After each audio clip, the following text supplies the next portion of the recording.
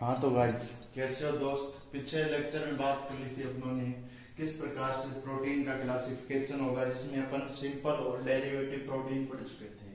आज अपन पढ़ेंगे student protein में सल्फाइड जो बॉन्ड होते हैं वो किस प्रकार से होते हैं, स्ट्रॉन्ग बॉन्ड में कौन से आते हैं और आपके वीक बॉन्ड में कौन से आते हैं। स्ट्रॉन्ग बॉन्ड में कौन से होंगे और वीक में। स्ट्रॉन्ग में डाइसल्फाइड बॉन्ड पाया जाएगा जो कि आपके डीएनए की संरचना में मिलता है।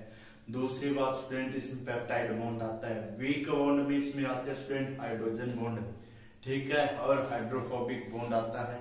इस प्रकार से ये वीक बॉन्ड में आते हैं। अब पहले देखिए स्टूडेंट, आपके सामने है बॉन्ड्स। पहले हेडिंग डाल दीजिए स्टूडेंट, क्या हेडिंग डालेंगे इसमें दिखाई दे रहा होगा, वो दिखाई दे रहा है, ठीक। Bonds relating to protein structure, यानी प्रोटीन स्ट्रक्चर है उसमें बॉन्ड रिलेट करते हैं। यहाँ कौन कौन से बॉन्ड पाए जाते हैं। पहला आता है स्ट्रॉन्ग बॉन्ड्स यानी मजबूत बंध, peptide and disulphide bond. Disulphide दो सल्फाइड ग्रुप होंगे और पेप्टाइड बॉन्ड कौन सा होगा, जिसमें मैंने बता चुका हूँ, बार बार बता रहा हूँ आपको, एमिनो एसिड दो होंगे, वाटर रिलीज करवा दिया जाएगा और कंडेंसेशन के द्वारा, ठीक है गाइस। अरे हाँ या ना बोल भाई, क्या होगा, कंडेंसेशन के द्वारा वाटर रिलीज करवा दिया जाएगा यार। अब इसके बाद में weak bond, hydrogen and hydrophobic bond. Hydrogen bond hydrogen से अलावा जैसे कार्बन, नाइट्रोजन, ऑक्सीजन, फ्लोरीन में पाया जाता है, तो इस प्रकार हाइड्रोजन बॉन्ड है, हाइड्रोजन हाइड्रोजन के मध्य, तो ये hydrogen bond, hydrophobic bond. First heading डालते हैं peptide bond. Peptide bond heading है, इसमें लिखिए पेप्टाइड बॉन्ड, टू और मोर सेम या डिफरेंट, टू और मोर सेम या डिफरेंट, टू और मोर, ठीक है, दो या दो से अधिक, सेम या डिफरेंट एमिनो एसिड कंडेंसेशन के द्वारा, कंडेंसेशन प्रोसेस यानी वाटर रिलीज होना, तो कंडेंसेशन के द्वारा एक बॉन्ड का निर्माण करते हैं, एक बंध का निर्माण करते हैं दोस्त, जिसे अपन पेप्टाइड बॉन्ड बोलते हैं। मैकेनिज्म इसके नीचे है, देखिए स्टूडेंट, यहाँ पर एमिनो एसिड है। एमिनो एसिड की पहचान क्या स्टूडेंट, एक तो इसमें सी ग्रुप होता है, एक एन ग्रुप होता है, मतलब ये सी सीरा एक एन सीरा बोलते हैं। सी कार्बोक्सिलिक एसिड वाला, एन सीरा ये होता है स्टूडेंट आपके एमिनो एसिड वाला, एमीन वाला। ये एमीन है, ये कार्बोक्सिलिक एसिड है। एक ऐसे बॉन्ड और है, दो भी हो सकते हैं मॉलिक्यूल, दो से ज्यादा भी हो सकते हैं एमिनो एसिड के, तो 1 अल्फा एमिनो एसिड, एक 1 अल्फा एमिनो एसिड, ये दो या चार भी हो सकते हैं, कितने भी हो सकते हैं, पॉलीमर है। तो यहाँ से वाटर रिलीज होगा स्टूडेंट, ये वाटर में रिलीज करवा दूं, तो यहाँ पर सी डबल बॉन्ड हो और NH ग्रुप बचा, तो H2N CHH, C double bond हो NH, इसे पेप्टाइड बॉन्ड बोलते हैं, ठीक है। जब दो एमिनो एसिड का कंडेंसेशन हो जाता है तो वाटर रिलीज होने से जिस बॉन्ड का निर्माण होता है जिसमें सी डबल बॉन्ड हो और NH ग्रुप बनता है, तो इसे पेप्टाइड बॉन्ड, एमाइड बॉन्ड या पेप्टाइड लिंकेज कहते हैं।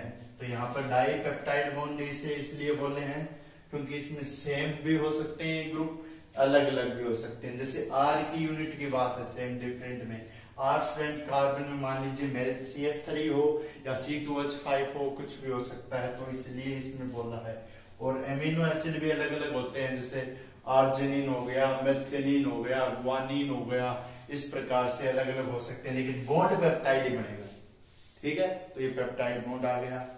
अब इसके बाद में लिखिए स्टूडेंट, लिखिए आप इसमें पेप्टाइड बॉन्ड में आगे लिखिए स्टूडेंट, जब समान एमिनो एसिड के मॉलिक्यूल, जब समान एसिड के एमिनो एसिड के मॉलिक्यूल 3, 4, 5 मॉलिक्यूल्स के कंडेंसेशन द्वारा ट्राइपेप्टाइड, 3 को ट्राइपेप्टाइड बोलेंगे, 4 को टेट्रापेप्टाइड, 5 को पोलर पेप्टाइड बनाते हैं। सेम एमिनो एसिड की यूनिट है तो 3 है तो टेट्रा, ट्राई 4 है तो टेट्रा, 5 है तो पॉलीपेप्टाइड बोलते हैं, ठीक है। अब इसके बाद में लिखिए स्टूडेंट आप पेप्टाइड बॉन्ड के बाद में, पेप्टाइड बॉन्ड लिख लिया ना, और पेप्टाइड बॉन्ड में अपने क्या लिखने स्टूडेंट, अब इसमें लिखिए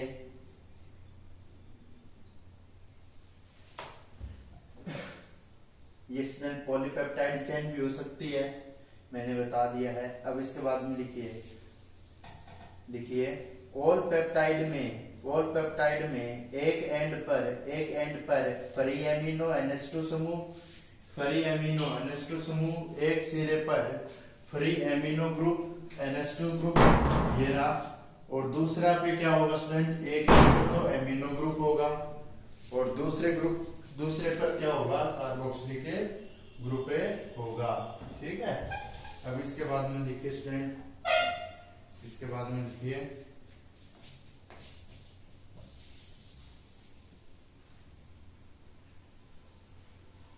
2 नंबर बात लिखिए इसमें, सम बायोलॉजिकली इंपॉर्टेंस पेप्टाइड्स, यानी पेप्टाइड बॉन्ड है उसके बायोलॉजिकल इंपॉर्टेंस है वो निम्न है। फर्स्ट लिखिए student, angiotensin octapeptide, angiotensin important peptides है, बायोलॉजिकली इंपॉर्टेंस है। सबसे पहले लिखिए एंजियोटेंसिन। एंजियोग्राफी कब आती है स्टूडेंट, जब अपने हर्ट में छल्ला लगवाते हैं तब। तो एंजियोटेंसिन लिख लीजिए, इसका बायोलॉजिकल इंपॉर्टेंस लिखवा रहा हूं, लिख लीजिए आप साथ साथ बायोलॉजिकल इंपॉर्टेंस।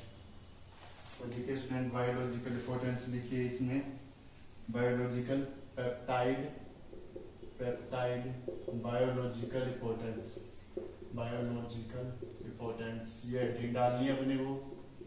अब इसमें लिखिए स्टूडेंट, फर्स्ट नाम क्या है,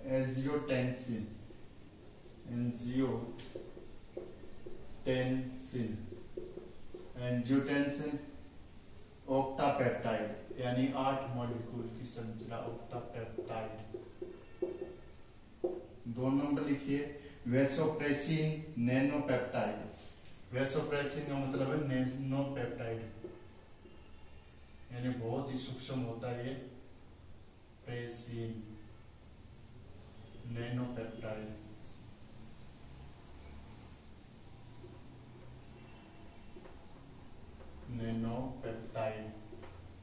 वैसोप्रेसिन, आई के बाद में एन आएगा, ओन नहीं आएगा। ऑक्सीटोसिन, ये भी स्टूडेंट ऑक्सीटोसिन हार्मोन होता है ना स्टूडेंट, ऑक्सीटोसिन पढ़ा होगा यार। ठीक है, तो ये भी है आपके नैनोपेप्टाइड, ये भी नैनोपेप्टाइड है।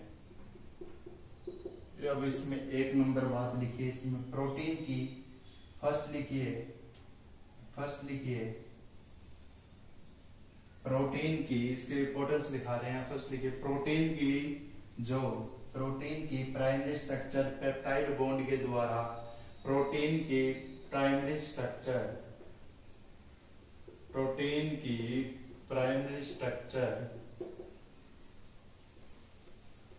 पेप्टाइड बॉन्ड के द्वारा डिफाइन होती है। पेप्टाइड बॉन्ड के द्वारा क्या होती है, डिफाइन होती है। 2 नंबर बात है कि स्टूडेंट प्रोटीएज हाइड्रोलाइजिंग प्रोटीन द्वारा,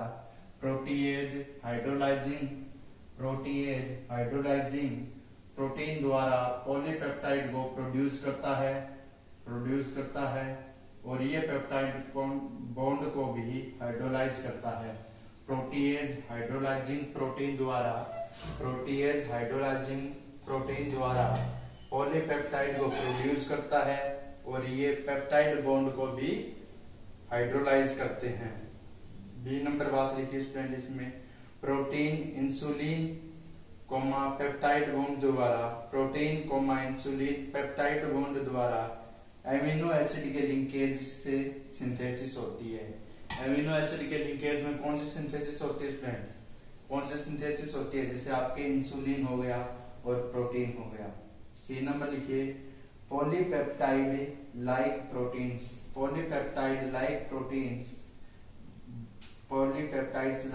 प्रोटीन्स, इसके बाद में कॉमा लगाइए, बायूरेट रिएजेंट के साथ रिएक्ट करती है, जो 2 और मोर पॉलीपेप्टाइड्स को सजेस्ट करती है,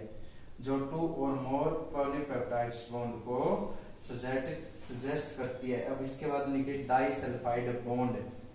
2 नंबर लिखिए देखिए इसका डाइसल्फाइड बॉन्ड देखिए। इसके बाद देखिए student disulphide bond, disulphide SULFPHIDE बीच में आई आएगा डाइसल्फाइड, यानी दो सल्फाइड ग्रुप के बीच में जो बॉन्ड होगा उसे डाइसल्फाइड बॉन्ड बोलेंगे।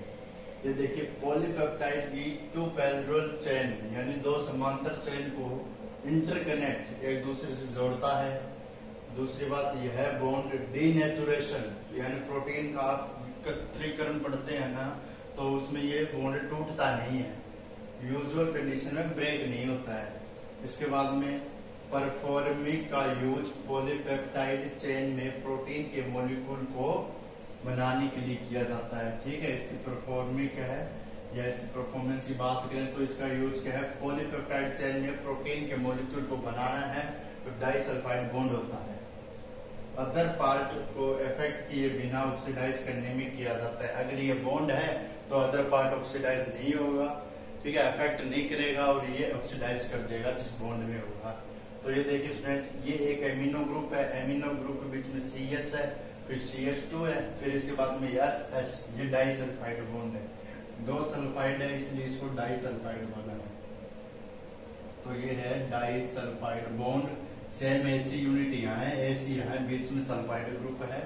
ठीक है, तो 2 peptide chains joined by a disulphide, दो peptide chain student, peptide chain जुड़ती है, वहां एमिनो एसिड जुड़ता है, यहाँ पेप्टाइड चेन है क्योंकि एमिनो एसिड में वाटर रिलीज हो चुका है, तो NHCH2 दो पेप्टाइड चेन है जुड़ती है। अब इसके बाद में हेडिंग डाले आप वीक बॉन्ड्स। अब इसके बाद में हेडिंग क्या डालेंगे, वीक बॉन्ड। तो वीक बॉन्ड हेडिंग डाले और लिखें हाइड्रोजन बॉन्ड और हाइड्रोफोबिक बॉन्ड। इसके बाद देखिए स्टूडेंट अपने वीक बॉन्ड आते हैं। वीक बॉन्ड में हाइड्रोजन बॉन्ड आता है और हाइड्रोफोबिक बॉन्ड आता है। हाइड्रोजन बॉन्ड देखिए स्टूडेंट, मैंने बताया जो बॉन्ड होता है ये हाइड्रोजन बॉन्ड अपने से अधिक विद्युत इलेक्ट्रॉनिक जो परमाणु होगा उसके बीच में बढ़ेगा।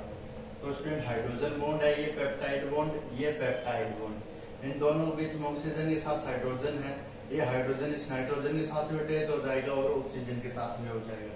इंट्रामोलिकुलर और इंटरमोलिकुलर हाइड्रोजन बॉन्डिंग पड़ी होगी, वो अपन इसकी बात नहीं कर रहे। तो ये देखिए student, different peptide bond carbon oxygen and nitrogen atom की शेयरिंग हाइड्रोजन बॉन्ड अपीयर।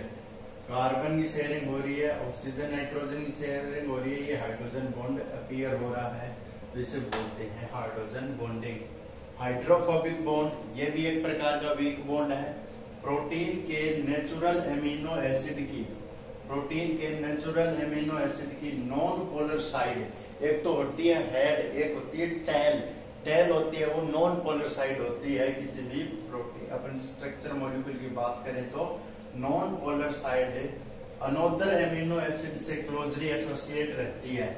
जो दूसरे एमिनो एसिड है उससे एक का हेड जुड़ता है, एक का टेल, तो टेल जुड़ के क्या बनते हैं, नॉन पोलर साइड बनाती है स्टूडेंट। हेड ऊपर ही रहता है, टेल हमेशा नीचे ही रहती है। तो non polar side amino acid से क्लोजली एसोसिएट रहती है। 2 नंबर के हाइड्रोफोबिक बॉन्ड की बात कर रहा है। नो ट्रू बॉन्ड एग्जिस्ट, ये मानते हैं अपन लेकिन वास्तव में ऐसा बॉन्ड एग्जिस्ट ही नहीं करता। नो, ठीक है, नथिंग लेस आएगा, ये nothing less hydrophobic bonds play an important role in maintaining protein structure. इस प्रकार कोई भी बॉन्ड ये नहीं है कि जो क्या करे, जो आपके निर्माण कर रहा है प्रोटीन की स्ट्रक्चर उसका निर्माण करे, ऐसा कोई भी बॉन्ड नहीं है, इंपॉर्टेंट रोल नहीं है कुछ इसका ज्यादा। ड्यूरिंग डीनेचुरेशन, जब इसका विकृतीकरण होता है प्रोटीन का, तो hydrogen and hydrophobic bonds are broken, क्योंकि बॉन्ड टूट जाएंगे, विकृतीकरण होगा तो डाइसल्फाइड बॉन्ड नहीं टूटेगा, वो मजबूत बॉन्ड है। तो ये हो गया अपना bonds relating to protein structure. इसके बाद में अपन पढ़ेंगे प्रोटीन की स्ट्रक्चर, प्राइमरी, सेकेंडरी और टर्शरी और क्वाटरनरी। तो अपन एक बात करेंगे स्टूडेंट, जब प्रोटीन की प्राइमरी और टर्शरी स्ट्रक्चर होगी उसको तो पढ़ेंगे अपन प्राइमरी और सेकेंडरी एक साथ, और टर्शरी और क्वाटरनरी होगी उसको अलग पढ़ेंगे।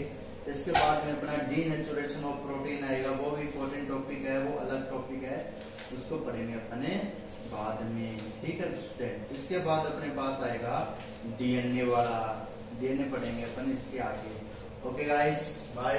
मिलते हैं नेक्स्ट लेक्चर में नेक्स्ट वीडियो के साथ। तब तक के लिए बताइए लेक्चर कैसा लगा।